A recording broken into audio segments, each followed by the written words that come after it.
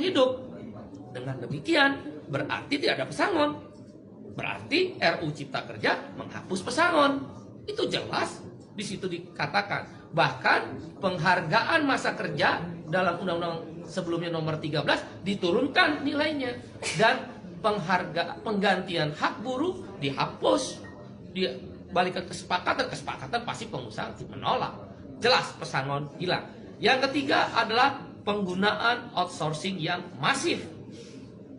Yang sebelumnya outsourcing hanya 5 jenis pekerjaan, sekarang diperbolehkan. Sekarang semua jenis pekerjaan dan tidak ada batas waktu. Seumur hidup anak kita, para ibu yang susah-susah menyekolahkan anaknya, yang berjibaku pontang-panting mencari rezeki tambahan untuk menyekolahkan anaknya, negara membuka ruang. Para agen, saya quote and quote, bukan berarti seperti itu, tapi quote and quote tanda petik, menjual buruh kepada pengusaha-pengusaha yang serakah itu. Karena sekarang bisa melalui agen bebas seumur hidup dan tidak jelas masa depannya.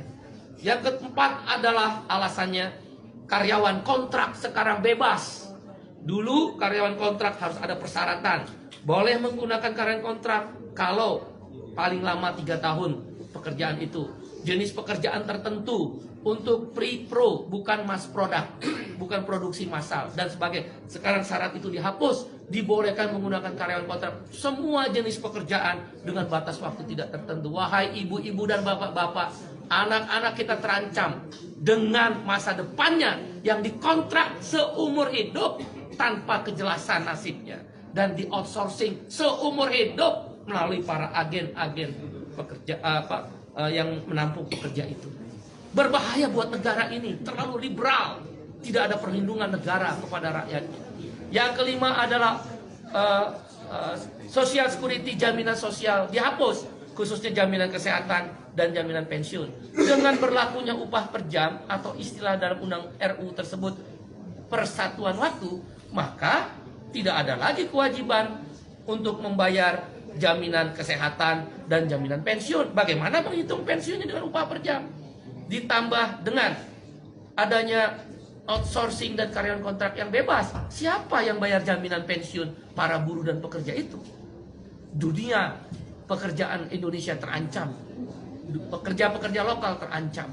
Ditambah yang keenam alasannya adalah tenaga kerja asing. Dulu harus mendapatkan izin menteri, sekarang hanya sekedar pengesahan tanpa perlu izin menteri. Siapa yang kontrol bahwa buruh kasar tenaga kerja asing bisa masuk? Sekarang saja yang ada izin tertulis menteri bisa hilang, bisa banyak orang buruh kasar tenaga kerja asing masuk.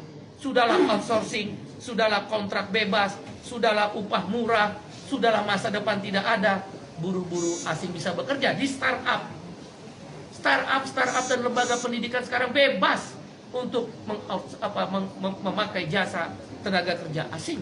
Itu berbahaya, mengancam pekerja lokal. Yang ketujuh adalah yang kita sebut dengan waktu kerja. Sekarang ini maksimal adalah 7 jam sehari dalam 6 hari kerja, Senin sampai Sabtu, atau 8 jam sehari dalam 5 hari kerja, Senin sampai Jumat. Dalam RUU Cipta Kerja dihapus semuanya. Hanya dikatakan maksimal 40 jam seminggu. Berarti orang boleh bekerja, buruh dipaksa bekerja 14 jam seminggu. Dan buruh tidak diberi waktu istirahat, karena lemburnya boleh 18 jam dalam sehari. Dalam seminggu, maksud saya 18 minggu. Waktu kerjanya tidak lagi 7 jam atau 8 jam. Ini berbahaya untuk masa depan perlindungan kaum buruh. Dan hal-hal lainnya adalah sanksi pidana dihapuskan dengan RUU Cipta Kerja yang baru ini. Orang tidak bayar, pengusaha tidak bayar upah, tidak ada sanksi pidana. Terlambat bayar upah, tidak ada larangan. Kalau begitu kalau saya pengusaha bisa bayar upah 3 bulan sekali dong. Di mana negara kalau begitu? Kalau memang tujuannya investasi, kenapa tidak ada perlindungan? Kita setuju investasi, yang tidak kita setuju adalah tidak ada perlindungan.